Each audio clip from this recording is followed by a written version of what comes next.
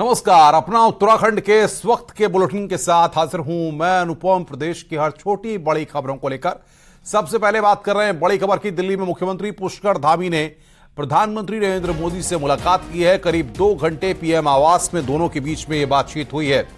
UCC Joshimath आपदा पर बातचीत हुई है। सूत्रों के हवाले से खबर हमारे पास है। शाम को केंद्रीय मंत्री नितिन गडकरी से मुलाकात हो सकती है। करीब 2 घंटे पीएम आवास में पुष्कर धामी रहे हैं और प्रधानमंत्री के साथ उनकी मुलाकात हुई है। बड़ी खबर इस वक्त हम आपको बता रहे हैं। उत्तराखंड के मुख्यमंत्री पुष्कर धामी ने पीएम आवास पर करीब 2 घंटे प्रधानमंत्री के साथ मुलाकात की है। यूसीसी जोशीमठ और तमाम मसलों को लेकर यह बातचीत हुई है। सूत्रों के हवाले से यह जानकारी मिल रही है कि इन मुद्दों पर मुख्यमंत्री के प्रधानमंत्री के साथ जो बातचीत हुई है वो इन मुद्दों पर हुई है और शाम को केंद्रीय मंत्री नितिन गडकरी से उनकी मुलाकात हो सकती है। ये जानकारी फिलहाल आ रही है कि नितिन गडकरी के साथ उनकी शाम को मुलाकात हो सकती है, लेकिन यूनिफॉर्म सिविल कोड, जोशीमठ आपदा, इन दोनों मुद्दों को महत्वपूर्ण मुद्दा मान कुल व्यय प्रस्तावित है और उस रेल लाइन में चूंकि 1546 करोड़ रुपए का कुल व्यय होना है, उस व्यय को हमने कहा है कि केंद्र की सरकार चूंकि राज्य के संसाधन इतने ज़्यादा नहीं है कि वो 50% का जो शेयर है वो उसमें दे पाए, तो उसके लिए मैंने अनुरोध किया है कि केंद्र ही उसको वहन कर ले। दूसरा, अमृतसर कोलकाता कॉरिडोर के अंतर्गत एक इंडस्ट्रियल पार्क हमारा खुरपिया फार्म में बनना है किच्छा में। उसके लिए 410 करोड़ रुपए की धनराशि जल्दी से जल्दी अवमुक्त हो जाए और हम दिसंबर माह में उत्तराखंड के अंदर, क्योंकि इस समय पूरे देश दुनिया के जो उद्योग समूह से जुड़े हुए लोग हैं, इन्वेस्टर हैं, वो आना चाहते हैं। एक सकारात्मक माहौल वहाँ पर निर्मित हुआ है। तो माननीय प्रधानमंत्री जी से मैंने अनुरोध किया है कि वो इन्वेस्टर समिट में भी आकर हम सबके बीच में जो है उसको चूँकि लोगों के प्रोत्साहन के लिए उसका समय देने का भी जो है उनसे अनुरोध किया है। साथ में जीएसटी लागू होने के बाद जो कैपिटल सब्सिडी को भी जारी रखने का मैंने अनुरोध किया है, क्योंकि हमारे राज्य में जीएसटी के कारण से मिनिमम कंज्यूमर होने के कारण से और मैक्सिमम काफ़ी चीज़ें हमारे यहाँ उत्पादित होती हैं, उसका लाभ हमको सीधे सीधे थोड़ा कम मिलता है। और साथ में जोशीमठ में जो आपदा आई थी, उस आपदा से तमाम क्षतिपूर्ति होनी है, लोगों का पुनर्वास होना है, उस पर भी आदरणीय प्रधानमंत्री जी ने हमें पूरा आश्वासन दिया है कि उस पर उनकी तरफ से सकारात्मक रूप से सहयोग किया जाएगा केंद्र की तरफ से। 4 धाम यात्रा तेज़ी से चल रही है और अभी तक 34 लाख लोगों ने दर्शन कर लिए हैं, जो अपने आप में एक बहुत बड़ा रिकॉर्ड है। 22 अप्रैल 2023 को यात्रा प्रारंभ हुई थी और इतने कम समय में इतने ज़्यादा यात्रियों का दर्शन करना अपने आप में यात्रा की ऐतिहासिक होने की ओर आगे बढ़ रही है। साथ ही साथ जो केदारनाथ जी का जो एक ड्रीम प्रोजेक्ट माननीय प्रधानमंत्री जी का है, जिसकी वो हमेशा समीक्षा करते हैं, उसकी मैंने उनको जानकारी दी है कि तेज़ी से पुनर्निर्माण के कार्य चल रहे हैं।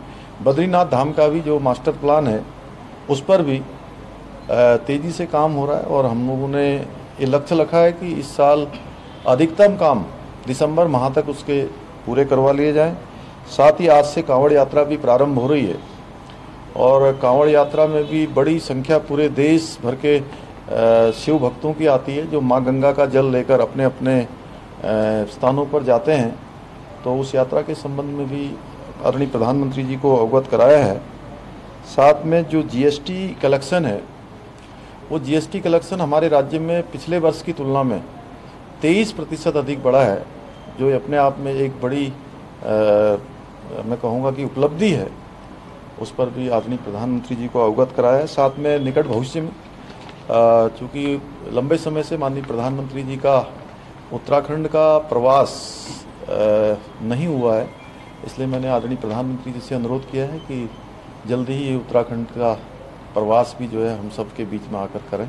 क्या यूसीसी भी डिस्कस हुआ है प्रधानमंत्री से, क्योंकि पहला स्टेट होगा पोस्ट इंडिपेंडेंस अगर यूसीसी इम्प्लीमेंट होता है? आज मैंने जो आप सबको मुद्दे बताए हैं उन्हीं मुद्दों पर मेरी चर्चा हुई। सर, क्या अमित शाह जी से आपकी कल शाम को बैठक हुई थी, क्या उसमें डिस्कस नहीं, हुआ था? अमित शाह जी से भी, चूँकि राज्य के अंदर जो कानून व्यवस्था की स्थितियां हैं, चार धाम यात्रा की स्थिति है और आपदा से, चूँकि हमारे राज्य को प्रत्येक वर्ष बरसात के समय में आपदाओं का सामना करना पड़ता है, उसी आपदा की संबंध में जो हमने राज्य ने जो तरक्की जो जानकारियां करी हैं या जो तैयारियां करी हैं उन सब के बारे में चर्चा हुई है। और साथ ही साथ चूँकि एसडीआरएफ के साथ साथ एनडीआरएफ भी जो केंद्र की हमारी है वो भी चारधाम यात्रा और आपदा के समय में हमारे पूरे सहयोग के लिए हर समय जगह जगह पर तैनात रहती है।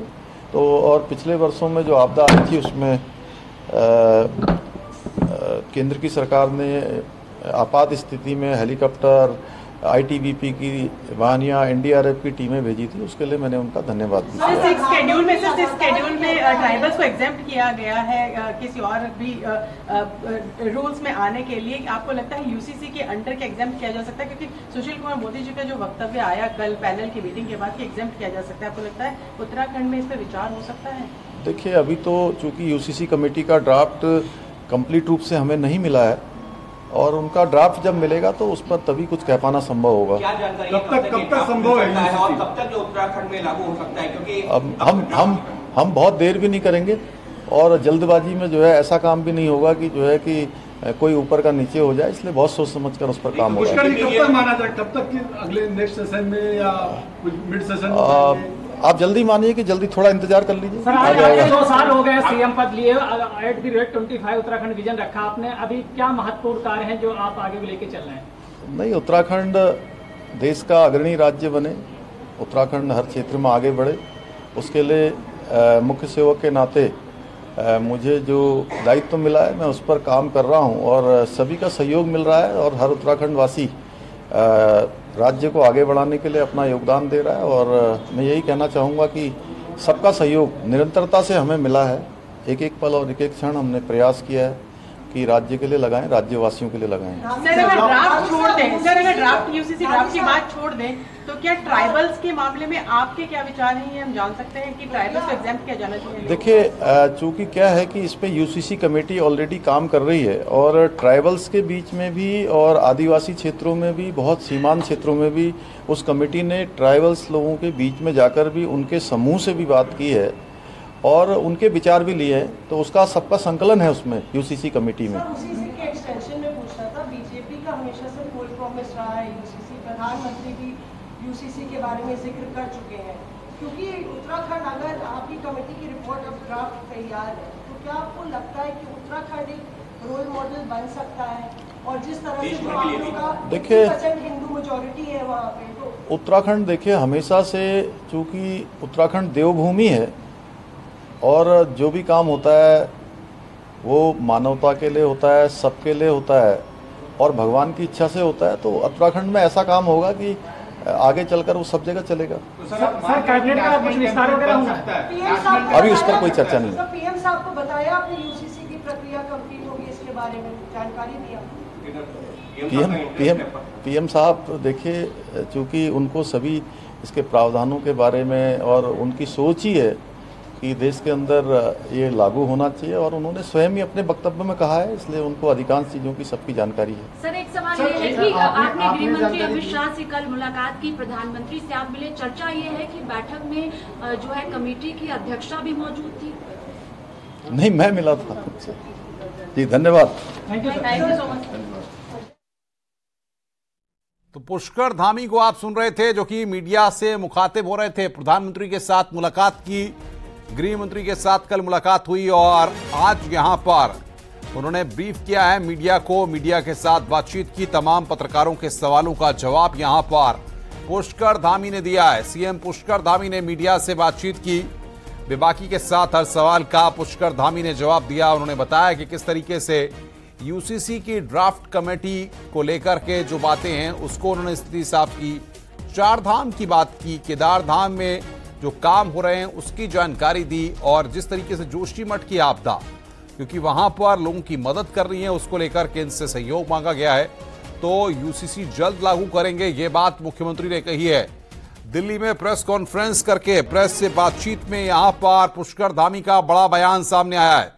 यूसीसी जल्द लागू करेंगे, इस बात को यहां पर पुष्कर धामी ने कहा है। आगे बढ़ते हैं। दिल्ली दौरे पर मौजूद मुख्यमंत्री पुष्कर सिंह धामी ने देर रात केंद्रीय गृह मंत्री अमित शाह से उनके आवास पर मुलाकात की और इस दौरान यूसीसी ड्राफ्ट को लेकर चर्चा हुई है। इसके साथ ही मुख्यमंत्री धामी के कार्यकाल के 2 साल पूरे होने पर अमित शाह ने बधाई दी है। अमित शाह से हुई मुलाकात को लेकर सीएम ने कहा कि गृह मंत्री से कई मुद्दों पर बातचीत हुई है और उनका मार्गदर्शन प्राप्त किया गया है। तो अमित शाह के आवास पर कल रात को यह मुलाकात हुई है। माननीय गृह मंत्री जी से चूंकि हम लोग समय समय पर मार्गदर्शन लेते रहते हैं, अभी इस समय में 4 धाम यात्रा चल रही है, कांवड़ यात्रा चल रही है और हमारा राज्य जो अंतर्राष्ट्रीय सीमाओं से लगा प्रदेश है और चूँकि अनेकों जैसे कि हमारा अभी जोशीमठ का आपदा का कालखंड रहा, उसमें भी माननीय गृह मंत्री जी ने लगातार उस पर हम लोगों को मार्गदर्शन किया है, लगातार सहायता के लिए वहाँ से अनेकों टीमें भेजी हैं। उसके लिए मैंने उनका धन्यवाद भी किया और आगे के लिए मार्गदर्शन लिया। आगे बढ़ते हैं। उत्तराखंड में लागू होने वाले यूसीसी ड्राफ्ट को लेकर सूत्रों के हवाले से बड़ी खबर आ रही है। जस्टिस रंजना देसाई के नेतृत्व में गठित यूसीसी ड्राफ्ट कमेटी ने बहुविवाह लड़कियों की कम उम्र में विवाह करने पर कड़ी कार्रवाई करने की लेकर सिफारिश की है। सूत्रों के हवाले से बताया जा रहा है कि यूसीसी ड्राफ्ट कमेटी 14 जुलाई तक राज्य सरकार को रिपोर्ट सौंप सकती है।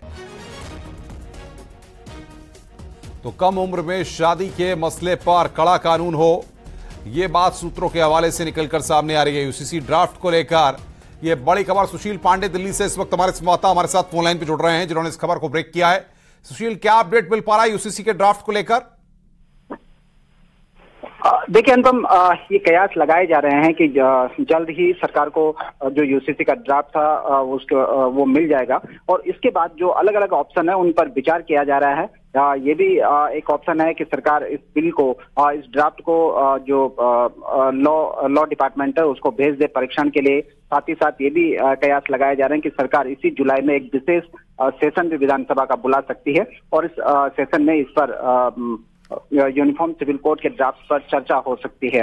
इसके साथ ही चूंकि 7 जुलाई को यहाँ पर कैबिनेट भी प्रस्तावित है, ये भी संभावना है कि सरकार इस कैबिनेट में इसको चर्चा के लिए लाए और इसी कैबिनेट में ये भी घोषित कर दिया जाए कि विधानसभा का जो विशेष सेशन है वो कब से शुरू होगा।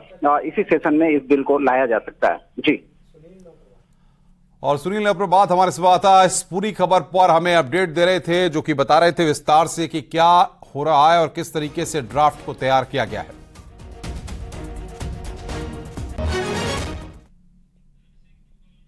आगे बढ़ते हैं। केंद्रीय शिक्षा मंत्री के साथ राज्यों के शिक्षा मंत्रियों की मीटिंग है। बैठक में हिस्सा लेने धन सिंह रावत भी दिल्ली पहुंचे हैं। इस दौरान धन सिंह रावत ने कहा कि इस मीटिंग में एनसीईआरटी पाठ्यक्रम समेत कई मसलों पर बातचीत हो गई। वहीं यूसीसी के विरोध को लेकर कांग्रेस पर निशाना साधा और कहा कि जल्द ही उत्तराखंड में समान नागरिक संहिता कानून लागू होने जा रहा है। आजकल एक बड़ा काम हमारे राज्य में हो रहा है कि हम लोग बहुत जल्दी जो है जो नागरिक संहिता का बिल है उस पर काफ़ी कवायद हो गई है। मुख्यमंत्री जी खुद उसको देख रहे हैं और मुझे लगता है कि ये पूरे देश के लेकर नज़ीर बनने जा रहे हैं। ये जन भावनाओं के अनुरूप हम ला रहे हैं और इसमें सब लोगों का हित भी रखे जाएंगे और मुझे लगता है कि काफ़ी इस पे बैठकें होंगी, काफ़ी सब लोगों के गिरेबास जो उन लोगों के थे वो सुने गए। मुझे लगता है कि कांग्रेस को ड्राफ्ट पढ़ना चाहिए और तब जाके कोई बात करनी चाहिए। 2016 के लिए स्टिंग मामले के सभी आरोपियों पूर्व सीएम हरीश रावत, हरक सिंह रावत, उमेश कुमार और मदन बिष्ट को पेश होना था और वॉइस सैंपल को लेकर कोर्ट में सुनवाई थी। लेकिन आज देहरादून की सीबीआई कोर्ट में पूर्व सीएम हरीश रावत और मदन बिष्ट के वकील पहुंचे और दस्तावेज दाखिल करने के लिए कोर्ट से समय मांगा है, जिसके बाद सीबीआई कोर्ट अब 15 जुलाई को फिर से मामले की सुनवाई करेगा।